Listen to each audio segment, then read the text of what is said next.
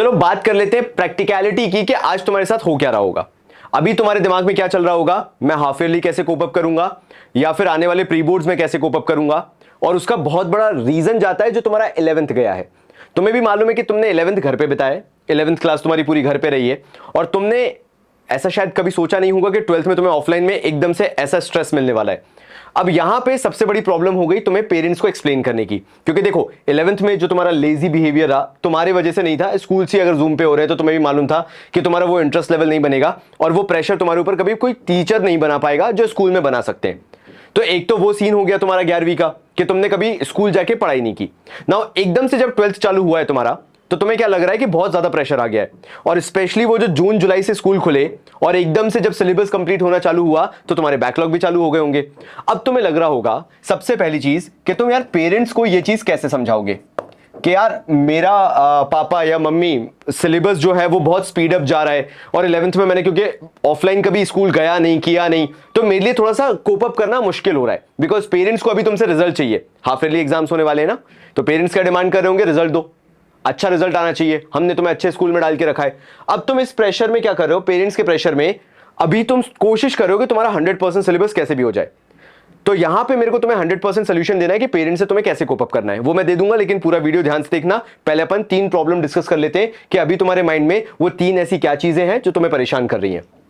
Now second आ जाता है कि ठीक है तुम एक बार कर भी लोगे, पेरेंट्स से बात भी कर लोगे, स्कूल वाले समझने को तैयार नहीं है। अगर तुमने स्कूल में आज अच्छा परफॉर्म नहीं किया तो तुम्हारी रेमेडियल क्लासेस चालू कर देंगे, वो कहेंगे कि रोज स्कूल आओ, डेली स्कूल आओ। अब तुम्हें स्कूल का समझ में नहीं आ रहा, क्यों नहीं आ रहा ये तुम भी जानते हो, क्योंकि स्कूल में बहुत पेस अप कर दिया है, सिलेबस को बहुत फास्ट कर दिया है, चीजें बहुत जल्दी जल्दी करवाई जा रही हैं। कुछ चैप्टर ऐसे हैं जो शायद 3-4 दिन, 1 हफ्ता लेने चाहिए या 2 हफ्ते तक लेने चाहिए, बट वो कुछ ही सिलेक्टेड डेज में कंप्लीट करवा दिए जा रहे हैं। तुम्हारे लिए प्रॉब्लम हो रही है कि तुम घर जाके भी उतनी प्रैक्टिस नहीं कर पाते हो, अगले दिन दूसरा चैप्टर चालू हो जाता है। तो स्कूल में क्या हो रहा है, ये जो एग्जाम्स आने वाले ना हाफ ईयरली के, उससे पहले ही तुम्हारे बैकलॉग चालू हो गए। मतलब तुम्हें ऐसा लग रहा है कि जब तक मैं प्रीवियस कंप्लीट कर रहा हूं, नेक्स्ट टीचर सिलेबस आगे बढ़ाई जा रही है, प्रैक्टिस का टाइम नहीं दे रहे।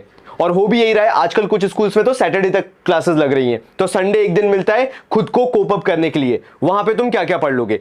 तो मुझे ऐसा लगता है, स्पेशली मैं कॉमर्स वाले बच्चों से बात कर रहा हूं, तुम्हारा मेजर फोकस होना चाहिए अभी अकाउंट्स में, क्योंकि तुम्हें भी मालूम है अकाउंट्स को प्रैक्टिस चाहिए, और जितना टाइम तुम अकाउंट्स में ज्यादा दोगे, से फॉर एग्जांपल पार्टनरशिप अपन ले लेते हैं, अगर पार्टनरशिप में तुम जितने प्रैक्टिकल प्रॉब्लम्स करोगे, फंडामेंटल्स के, गुडविल के, चेंज इन पीएसआर के, तुम्हारे लिए एडमिशन उतना ही ईजी हो जाएगा। लेकिन टीचर ने क्या किया, यही 3 चैप्टर फंडामेंटल्स हो गया, गुडविल हो गया, चेंज इन पीएसआर हो गया, बहुत रश में करवा दिए। अब जब वो एडमिशन पे हैं तो तुम्हें एडमिशन समझ में ही नहीं आ रहा है, लेकिन कोई तुम्हें यह समझाने वाला नहीं है कि भाई इससे पहले तुम्हें ये बेसिक 3 चैप्टर बहुत अच्छे से करने चाहिए थे। ठीक है, तो एक मैंने तुम्हें स्कूल की प्रॉब्लम बता दी, ये तुम स्कूल की प्रॉब्लम फेस कर रहे हो। अब देखो सबसे बेस्ट पार्ट पता है क्या है, इसको अपन 100% सॉल्व कर सकते हैं, ये सॉल्वेबल है, अपन 100% अभी सॉल्व भी करेंगे इस पूरे वीडियो के अंदर। लेकिन लास्ट चीज सुन लो, जो तुम्हें करियर को लेकर अभी चिंता सता रही होगी कि मैं फ्यूचर में करने क्या वाला हूं, यानी तुम आगे अपना करियर कैसे रखोगे, वो तुम्हें सबसे बड़ी प्रॉब्लम है। अब उसके लिए तुम क्या सोच रहे होगे, यार मैं सीयूईटी अगले साल देने वाला हूं या नहीं, क्योंकि हो सकता है मैं ड्यू क्रैक कर लूं, ये तुम्हारे दिमाग में चल रहा होगा कॉन्सेप्ट। फिर तुम्हें आ रहा होगा तुम इपमेट दोगे या नहीं दोगे, आईपी मेट देना है कि नहीं देना, वो भी तुम्हारे दिमाग में चल रहा होगा, ये भी एक ऑप्शन है। या फिर तुम सोच रहे होगे यार एक काम करता हूं, मैं नहीं कर रहा ये सब, मैं करूंगा सीए सीएस या फिर सीएमए, मतलब मेरे प्रोफेशनल कोर्सेस, मेरे को ये नहीं करना, मेरे को ये नहीं करना, मेरे को ये करना है। अभी तुम्हारे दिमाग में ये 3 टेंशन है। मैं कहता हूं कि सबसे पहले इसको अभी के लिए भूल जाओ, इसको अभी याद मत रखो कि तुम्हारा करियर ऑप्शन क्या होने वाला है, क्योंकि इसके लिए अपन को अलग से तैयारी करनी पड़ेगी। अभी अपन इस पे फोकस करते हैं और इसके आंसर निकालते हैं कि तुम क्या करने वाले हो। सबसे पहले मेरा तुमसे सिंपल एक सवाल है, तुम्हारे अभी दिमाग में चल क्या रहा है, क्या तुम्हें पेरेंट्स को खुश करना है या तुम्हें स्कूल में अपनी जान बचानी है, एटलीस्ट इतनी कि तुम्हें कुछ टाइम पीरियड मिल जाए अपने प्री बोर्ड्स में अच्छा परफॉर्म करने। यानी मैं तुम्हारी पूरी जर्नी कहां से लेके चल रहा हूं, जरा ध्यान दो। अपन हाफ ईयरली से लेकर जो ट्रांसफॉर्मेशन तुम्हारा प्री बोर्ड तक होने वाला है, अपन अभी उसकी बात करेंगे। तो सबसे पहले स्कूल की बात करते हैं, पेरेंट्स को सेकंड नंबर पे लेके आएंगे। ठीक है, क्लियर है। अभी दिक्कत पता है तुम्हारी क्या है, तुम्हारे हाथ में मोबाइल फोन है, अब तुम उसके 100 प्रकार के अलग अलग यूज करते हो। तुम्हारे साथ दिक्कत क्या है, अगर तुम्हारे पास एक स्पेयर टाइम भी है तो तुम उसमें फोन चलाने में वेस्ट कर देते हो, ये फैक्ट है। क्योंकि 11th क्लास का वो जो माइंडसेट बना हुआ है कि यार सारी चीजें लेजी बिहेवियर से हो जाएंगी, वो सबसे पहले तुम्हें छोड़ना पड़ेगा।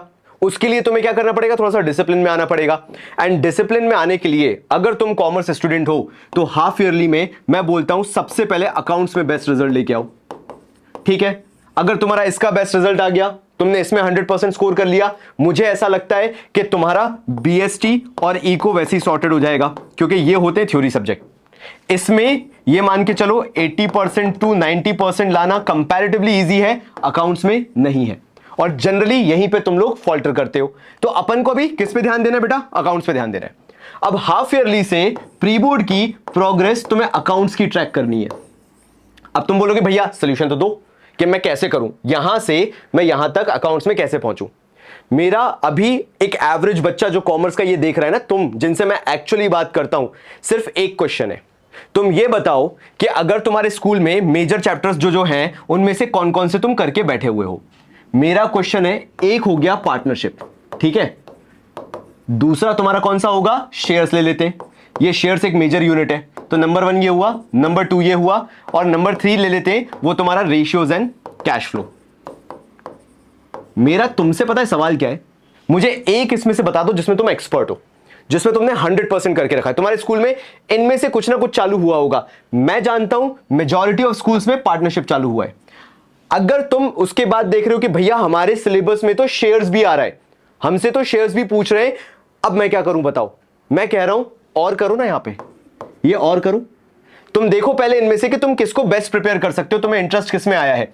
क्या तुम्हारा शेयर्स स्ट्रांग तुम्हें लग रहा है तो तुम शेयर्स करना चालू कर दो, मेजॉरिटी ऑफ टाइम शेयर्स में देना चालू कर दो। तुम्हें लग रहा है कि पार्टनरशिप तुम्हें बेस्ट आता है तो मेजॉरिटी ऑफ टाइम पार्टनरशिप में देना चालू कर दो। और स्ट्रैटेजी पता है क्या है पार्टनरशिप की, बहुत ऑनेस्टली बता रहा हूं, पार्टनरशिप के बेसिक्स, पार्टनरशिप का गुडविल और पार्टनरशिप का चेंज इन पीएसआर, ये अगर 3 चैप्टर तुम्हारे हो गए ना तो तुम्हारा एडमिशन, रिटायरमेंट, डेथ और डिसोल्यूशन वैसे भी इजी हो जाएगा। ये 3 मेजर चैप्टर्स हैं जो तुमसे बहुत टाइम और डेडिकेशन मांगते हैं। क्यों? क्योंकि ये बेस बनाते हैं तुम्हारा पार्टनरशिप का।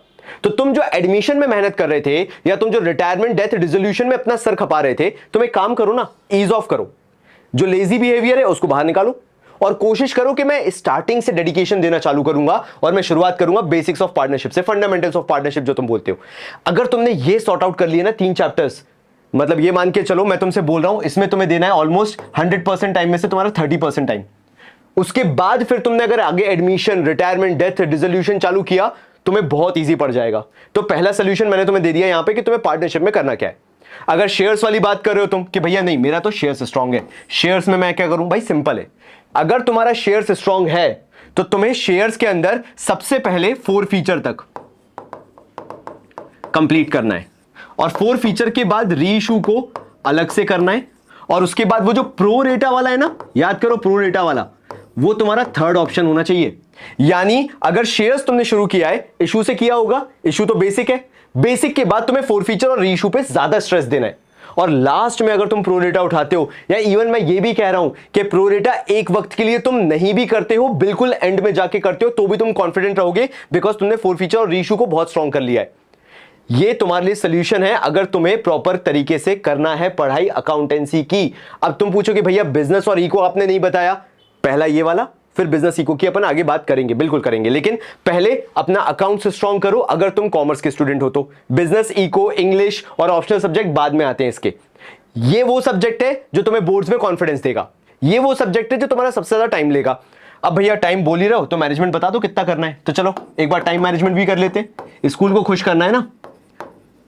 तो टाइम मैनेजमेंट तुम्हारा कैसे होगा, हमारे पास कौन कौन से सब्जेक्ट है, एक है अकाउंट्स, फिर आता है अपना सेकंड नंबर पे मैं इको को रखता हूं, थर्ड पे मैं बीएसटी को रखता हूं, फोर्थ पे मैं इंग्लिश को रखता हूं एंड लास्ट में ऑप्शनल रखता हूं।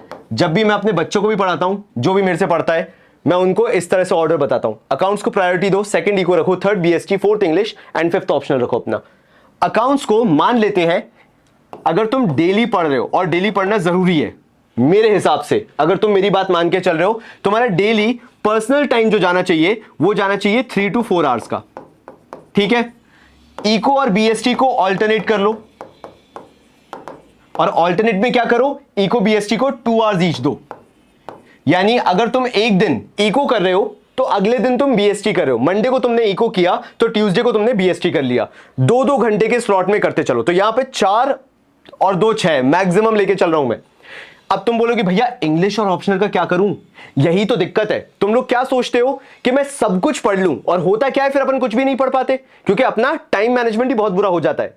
तो तुम्हें क्या करना है, अगर तुमने ये 6 आवर्स स्लॉट बना लिया, यही याद रखना, ये तुम्हारा 6 आवर्स का अगर स्लॉट बन गया, वो भी खुद से पढ़ने का, बिकॉज तुम सुबह उठ रहे हो, स्कूल जा रहे हो, स्कूल से आ रहे हो, उसके बाद तुम्हें 2 घंटे की नैप लेना जरूरी है, उसके बाद तुम्हारी अगर ट्यूशन या कोचिंग क्लासेस भी हैं, मैं उसके बाद बता रहा हूं कि तुम्हारे पास 6 घंटे होने चाहिए, क्योंकि अब तुम रिकवरी मोड में जा रहे हो। और याद रखना, अगर तुम नहीं गए तो स्कूल तुमसे छीन के लेगा। और कैसे छीन के लेगा? रेमेडियल क्लासेस लगा के। तो या तो तुम ये 1 महीने खुद को टाइम दे दो, या तो फिर स्कूल में बैठने की तैयारी कर लो बेटा, वो रेमेडियल क्लासेस में बैठने की तैयारी कर लो, जहां टीचर अगेन मे भी हो सकता है तुम्हारे हिसाब से पढ़ाए, मे भी हो सकता है तुम्हारे हिसाब से ना पढ़ाए। ये तुम्हारे स्कूल के हिसाब से तुम्हें कहानी पता है, मेरे को नहीं पता। मैं तो तुम्हें सिर्फ सजेस्ट कर सकता हूं कि मेरे को ऐसा लगता है पर्सनली, जो सेल्फ स्टडी है उसे कभी रेमेडियल क्लासेस से रिप्लेस नहीं करना चाहिए। तो ये 6 आवर्स तुम्हें देना खुद को जरूरी है, ये तुम्हें देना है 6 आवर्स। कैसे भी देना है वो तुम्हारे ऊपर है, अब तुम कैसे दोगे।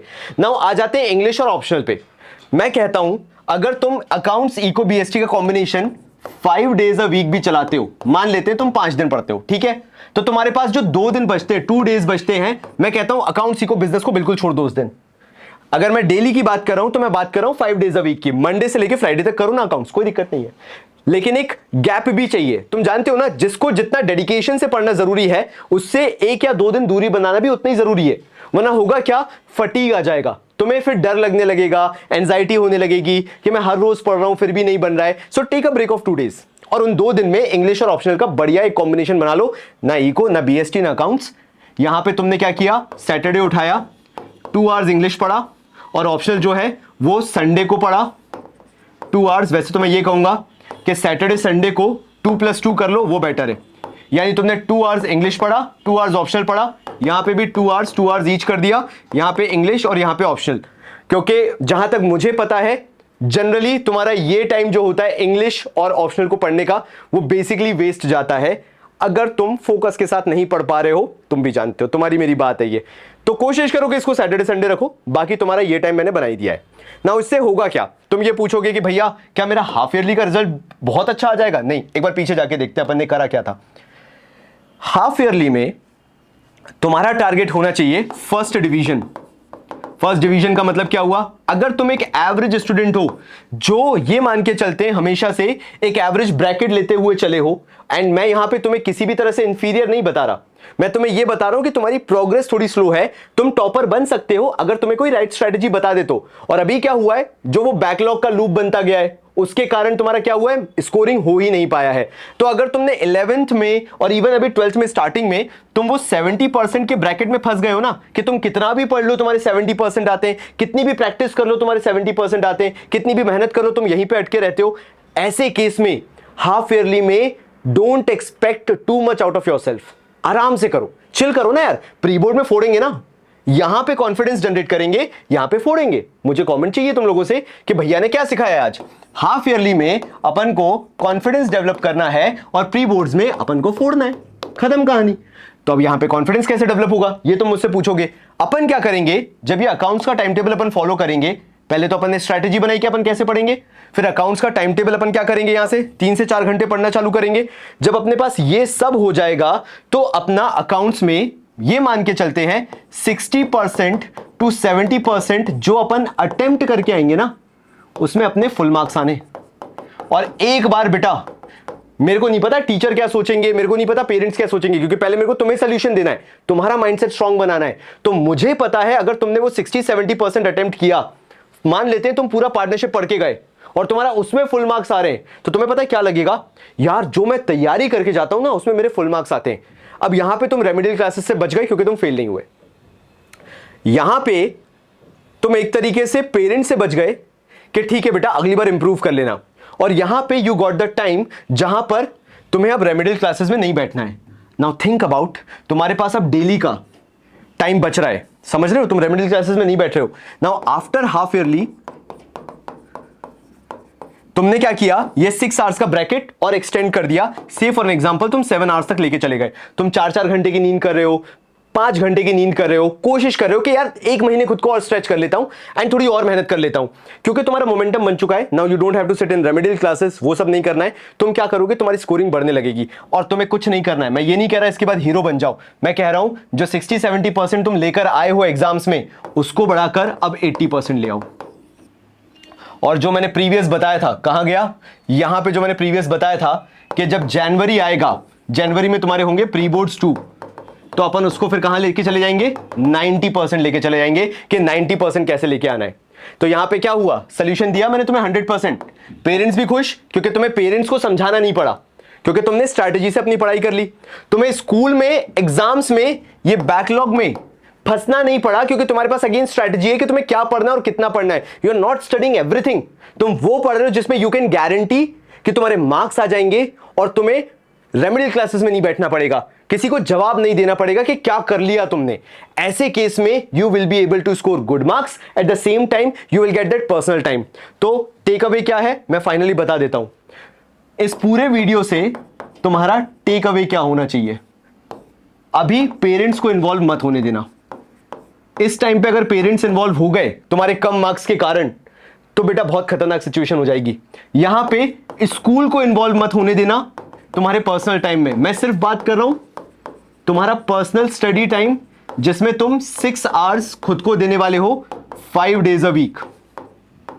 इसमें ना तुम्हारे पेरेंट्स इन्वॉल्व होने चाहिए, ना तुम्हारा स्कूल इन्वॉल्व होना चाहिए। अगर अभी हो गया बेटा, तो ये तुम्हारा बैकलॉग का जो लूप है, ये जो बैकलॉग तुम्हारा बना हुआ है ना बेटा, जो तुम्हारा छूटा हुआ है कि भैया हमसे हो ही नहीं रहा, टीचर आगे कराते चले जा रहे हैं, वो बढ़ता चला जाएगा। बिकॉज स्कूल अपने हिसाब से चलेंगे, पेरेंट्स अपने हिसाब से चलेगा, तुम्हें कोई नहीं समझेगा। तो तुम्हें क्या करना है, बैकलॉग में फंसना नहीं है, टारगेट बना लेना है, आइदर और कर लेना है। बताया मैंने तुम्हें, कहां गया अपना, ये रहा, आइदर और कर लेना है। तुम्हें टारगेट अपना पूरा करना है और बस फिर उसके बाद तुम्हें अपने काम में लग जाना है कि तुम्हें एटलीस्ट सबको खुश रखकर अपने बैकलॉग, फिर उसके बाद जब तुम्हारे हाफ ईयरली हो जाए तो फिर तुम्हें कंप्लीट करना है। अभी तुमने आइदर और कर लिया था, पार्टनरशिप पढ़ा था या तो शेयर्स पढ़ा था। जैसे तुम्हारे हाफ ईयरली खत्म हो, तुम बैकलॉग कंप्लीट करना चालू कर देना। और अगर ये स्ट्रेटजी अपना ली, तो फिर उसके बाद ये वाला जो सिचुएशन था ना, कहां गया, आईपी मेट वाला, ये वाला CUET, IPMAT, CACS, CMA, ये बहुत ईजी हो जाएगा क्रैक करना कि तुम्हें करना क्या है। ठीक है, अगले वीडियो में मैं वो भी डिस्कस कर लूंगा तुमसे, how you can crack this और you can choose something else. तो तब तक इंतजार करो मेरा, बाद में पहले इसको कंप्लीट कर लो। धन्यवाद। कहते तू होता कौन है कहने वाला, कहते कौन बातें तेरी सुनने वाला, मुझको ना लेना देना इससे जितने नकली बैठे घर पे सबको एक साथ किया डिसमिस।